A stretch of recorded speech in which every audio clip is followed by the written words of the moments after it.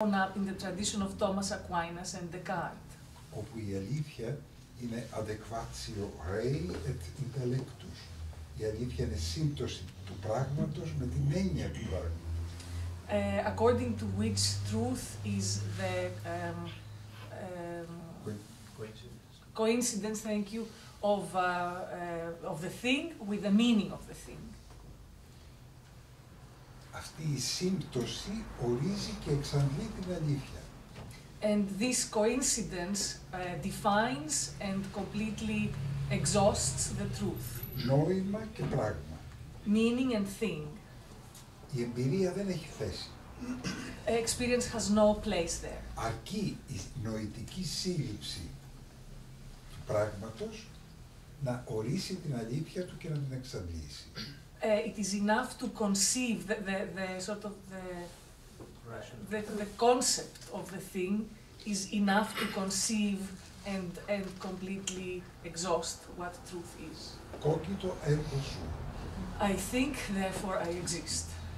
Θυμηθείτε το επιχείρημα του Ντεκάρτ.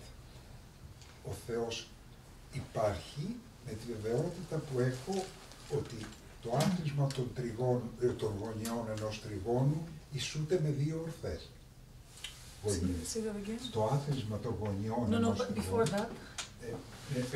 Όπως είναι για μένα. Okay, yes.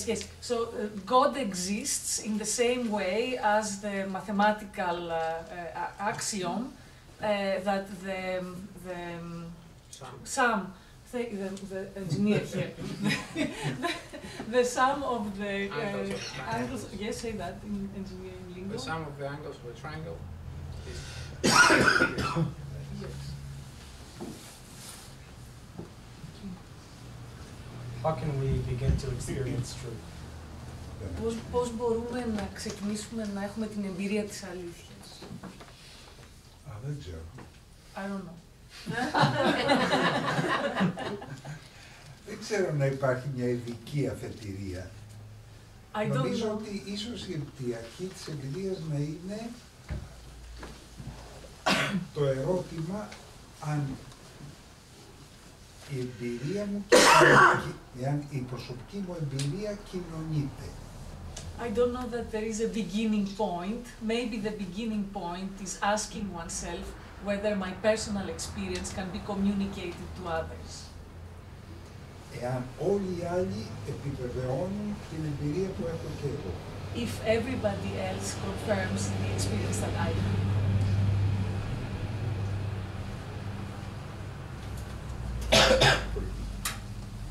Thank you for all of your words, Professor.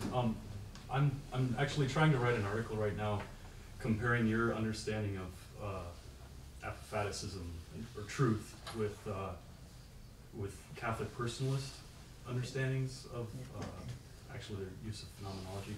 But I would love to know your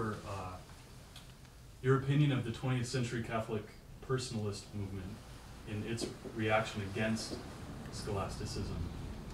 Do you see similarities or significant, what are the most significant differences you would have with the Western personalist tradition or recent movement? Ευχαριστούμε πολύ για την κουβέντα αυτή. Αυτή τη στιγμή προσπαθώ να γράψω ένα άρθρο που να συγκρίνει τη δική σας άποψη για το τι είναι πρόσωπο με την δυτική και αναρωτιέμαι αν έχετε κάποια άποψη για την καθολική, την τωρινή του 20ου και του 21ου αιώνα στάση απέναντι στο τι είναι πρόσωπο. Είναι πολύ μεγάλο το ερώτημα και αναπόφευκτα θα σας πω αυθαίρετα, αφαιρετικά. This is a huge question and inevitably I am going to say αυθαίρετα, arbitrary and abstract things. Νομίζω ότι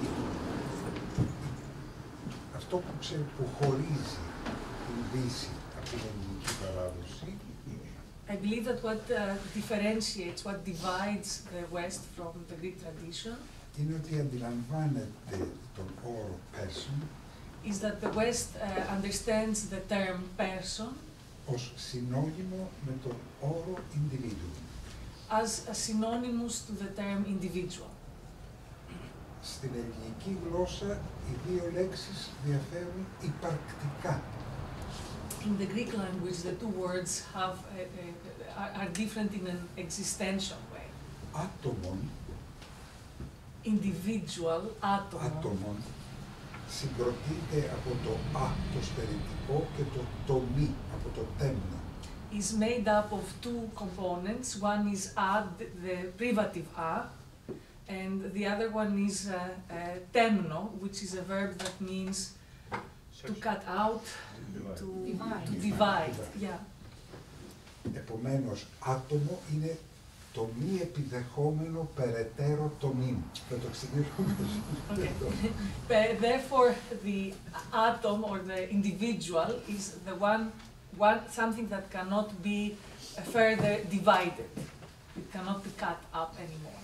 Αυτή τη μεταφράστρια θα αρχίσω να λέω.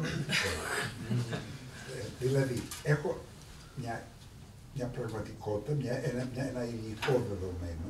This means I have a reality or a material piece of data. Το διαρρώ στο μισό, στα δύο. I divide it into two. Το μισό στα δύο. The half that is the result I divide further into two. Το μισό του μισού στα δύο. The half of the half in another two. Και αν συνεχίσω έτσι. And so on and so forth. Φτάνω σε μία ελάχιστη ποσότητα που είναι αδιέρετη. And if I continue in this way, then I reach a minimum quantity which cannot be divided up any further. Αυτή είναι η μονάδα. This is the unit του συγκεκριμένης ύλης. of this particular material, matter. Μια μονάδα αδιαφοροποίητη σε σχέση με όλες τις άλλες μονάδες που συγκροτούν αυτή την ύλη.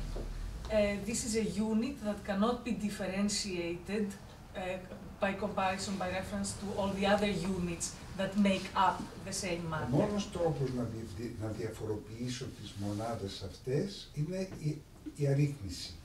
The only way for me to differentiate between these different units is by enumerating them. Όπως σήμερα, παραδείγματος χάρη, διαφοροποιούμε από εσάς με έναν αριθμό δελτίου ταυτότητας και με έναν αριθμό φορολογικού μητρώου. As for example, nowadays I'm differentiated from everybody else in this room by what in American reality is a social security number. Η λέξη πρόσωπο, στα ελληνικά και πάλι, είναι και αυτή σύνθετη από την πρόθεση προς και το ουσιαστικό ops, γενική οπός. The word πρόσωπο, person in Greek, is also a composite word, and it's made up of two components. The preposition pros, how do you say pros in English? And the noun ops, opos, which is the face. The face. Επομένως, η λέξη πρόσωπο σημαίνει έχω την όψη προς κάποιον, προς κάτι. Therefore, the word πρόσωπο means that I have my face toward something. Είμαι έναντι. I am, not against, but I am facing somebody. Άρα, είμαι προσιτός μόνο ως σχέση. Therefore, I can be approached only through a relationship. Και μπορώ να γίνω γνωστός μόνο μέσω της εμπειρίας της σχέσης. And I can become known only through the experience of the relationship. Είδατε, λέμε στην πρακτική της ζωής, γνωρίζεις τον κύριο Τάδε? Όχι, έχω ακούσει γι' αυτόν. Όχι, δεν έχεις ακούσει, τον ξέρεις, που σημαίνει έχεις σχετιστεί μαζί. For example, in everyday life, we say, do you know somebody? And we reply maybe, I don't know him, but I've heard about him. And then the retort is, no, do you really know him? Because this requires a relationship with him. Και εάν πάμε ένα μεγάλο βήμα πιο πέρα, τότε αντλούμε το νόημα που πήρε η λέξη πρόσωπο ακόμα πληρέστερα όταν χρησιμοποιήθηκε από το εκκλησιαστικό Ευαγγέλιο. And if we move a giant step forward, then we draw what the meaning of word prosopo is from the context of the Christian gospel. Το Ευαγγέλιο, Ecclesia Gospel. Ecclesia, I'm sorry. Η Εκκλησία έφερε στον κόσμο την είδηση, το Ευαγγέλιο, την καλή είδηση, ότι η αιτία των υπαρκτών είναι ένα πρόσωπο, όχι μια ουσία. So the church brought to the world the news that say that again because Ότι η αιτία των υπαρκτών είναι ένα πρόσωπο και όχι μια ουσία. That the cause of existing things is a person and not a substance. Στην κυριολεξία πρόσωπο. Literally a πρόσωπο, a person. Δηλαδή η αιτία της ύπαρξης δεν είναι μια οντότητα, είναι μια σχέση. This means that the reason for being is not an entity, but a relationship. Ο Θεός υπάρχει και είναι αυτό που είναι, όχι επειδή είναι Θεός. God exists and is who he is, not because he is God, αλλά διότι είναι ο Πατήρ. but because he is the Father. Ο Θεός είναι μια αναγκαιότητα. Αν είσαι ο Θεός δεν μπορείς να κάτι άλλο. God is a necessity. If you are God, you cannot be Δεν μπορείς something να else. υπάρξεις παρά μόνο ως Θεός. You cannot exist but as God. Ενώ το Πατήρ το κατακτάς ελεύθερος, επειδή θέλεις να υπάρχεις. But Father, you possess that freely because you want to exist. Ο Θεός υπάρχει επειδή θέλει να υπάρχει και θέλει να υπάρχει επειδή αγαπάει. God exists because he wants to exist and he wants to exist because he loves.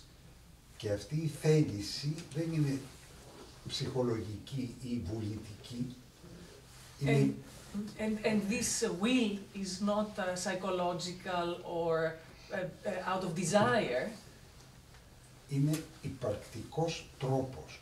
Γεννάει υποστάσεις, γεννά τον Υιό και εκπορεύει το Πνεύμα. It is a way